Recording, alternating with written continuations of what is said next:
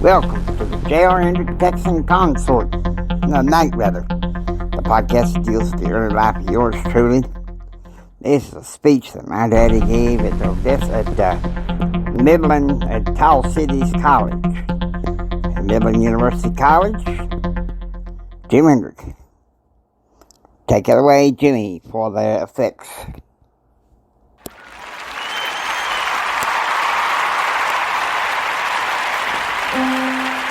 Thank y'all. Thank y'all.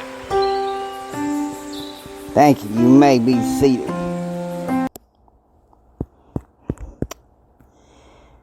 Dean Preston, President Wood, honored guests. Today I want to talk to you all about some things that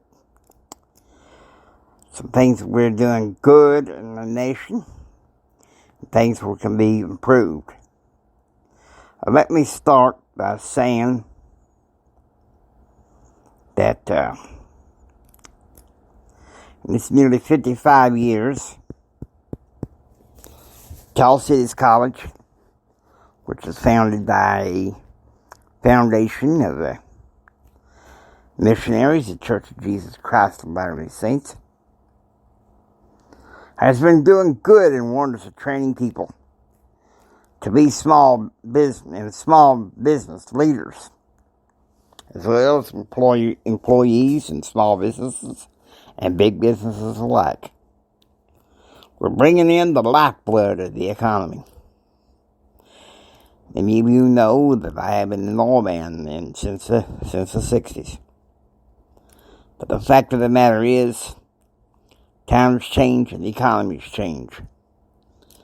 Therefore, back in 1989, I sought public office. Many of you know I served in the Federal Commodities and Futures Trading Commission and in the Texas Railroad Commission. Now, as Director of Communications, Public Liaison, Small Business, as that administrator, I wish to comment on a few things that I want to be grateful for. I want to be grateful that after much persuasion, with the Senate passing curriculum improvements in the Small Business Administration, that finally this week I received notice from SBA Administrator Erskine Bowles that the curriculum has finally been updated and hopefully streamlined and tailor-made for the audience.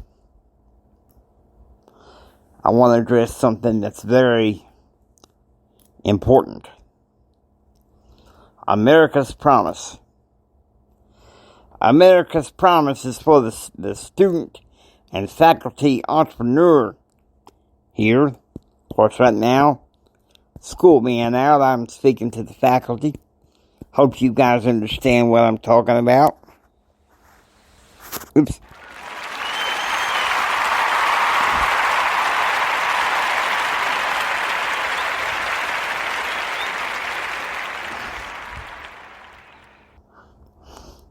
Some things need no introduction. And I have said my piece. But I will say a few things that I think that would be for the most benefit to colleges and schools and universities that want to teach students how to be enterprisers. These are people that want to go on a daring adventure for the American dream. I'm here to inform you that the American dream is not dead. The American dream is far from dead.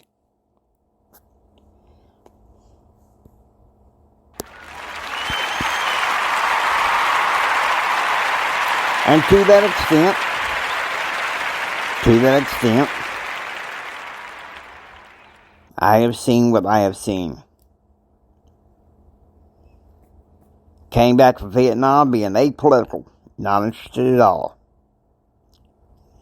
With Ronald Reagan, he made us proud to be American. Made me proud to be an American. He all made us feel good about ourselves. Made us prosperous, even in the midst of some of the deepest recessions.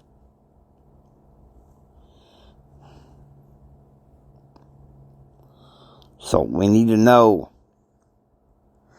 that we who support small business are part of America's promise.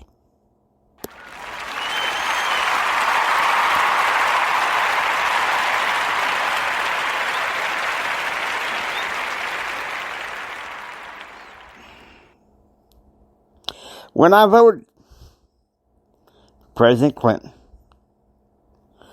I had no idea until sometime after the election what he had planned for the economy, tax increases, and spending cuts.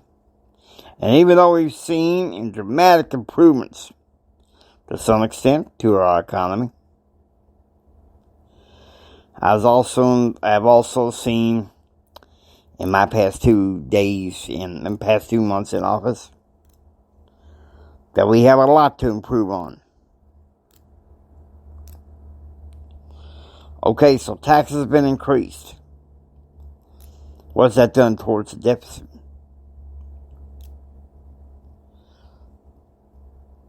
A year ago, he made an executive order recommending an annual evaluation, most favored trade nation status in China, with human rights as a deal. Yesterday, he rolled back on that. Let me tell you something. As a Texas old man, unless I see it as expedient, which is very little, I don't ever go back on my word.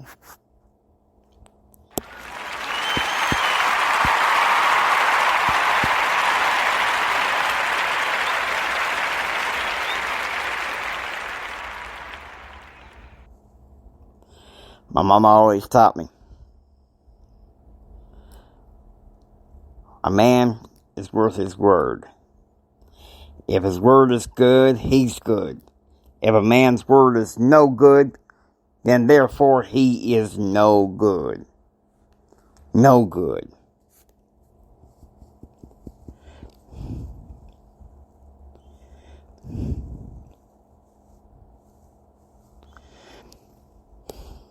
We seem to have that problem in Washington.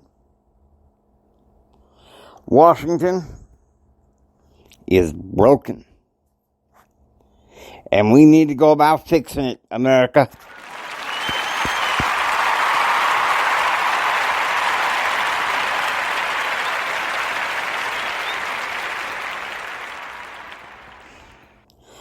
Ross Perot, in his concession speech, November 92, he said, "You've given Washington a laser light message to listen to the American people."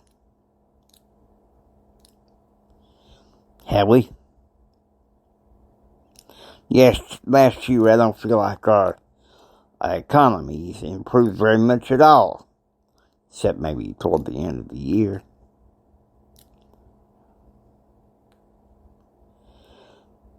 I can't say that the first quarter of 1994 was much better. However,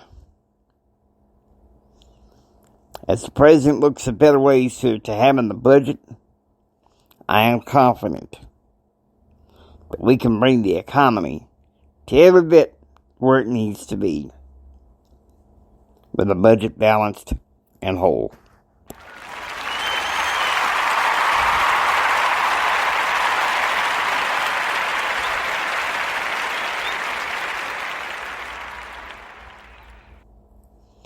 President Clinton did one brave thing to help the economy, and that was the passage of NAFTA. While I did not support some of the provisions of NAFTA, I stand with the President Clinton and his decisions regarding NAFTA, regardless of how I may think or feel. This is one decision, he continued from Bush, that I think we can all bet on.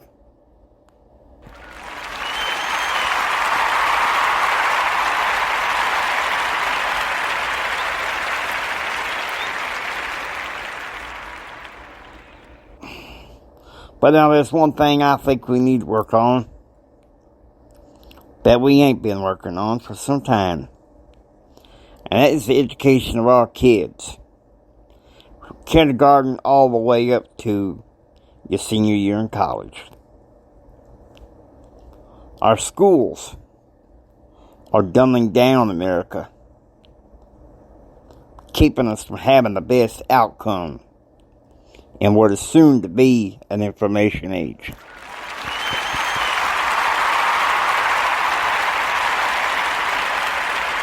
Think about it.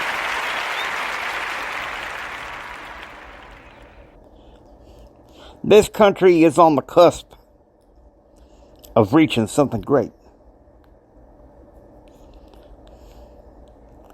But we still have a long way to go.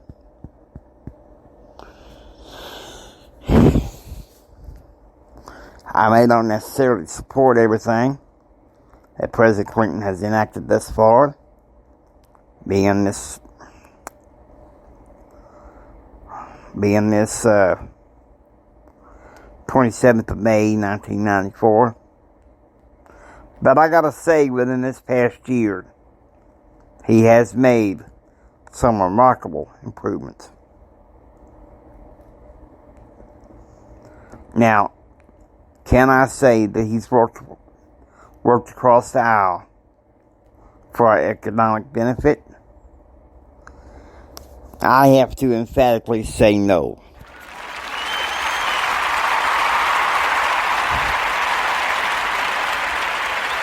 Except for maybe NAFTA.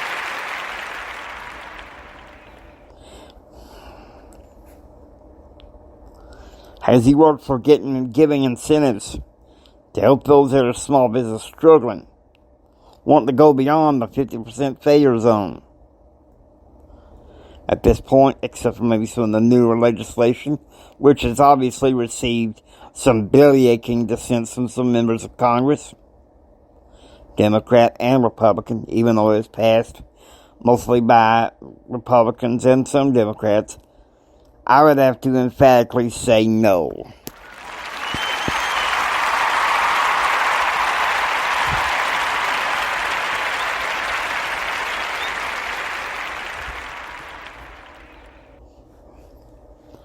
But here's one thing I do know. I do know that we can all be proud Americans. People of faith, regardless.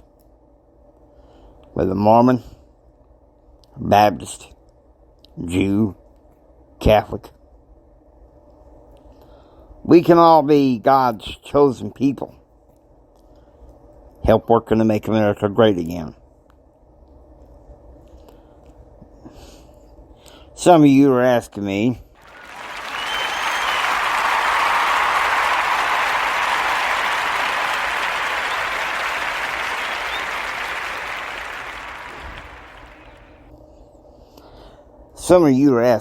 if I will consider running for president. Well, I have to say I categorically deny that I ever will seek or accept the nomination for any party in 1996.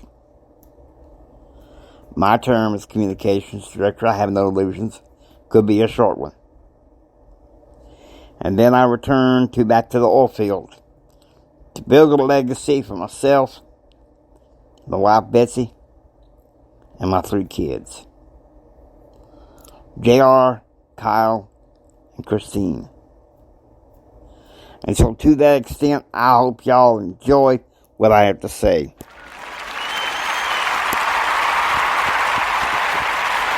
Yeah, that was Daddy. 28 years ago today. Hope y'all enjoy it.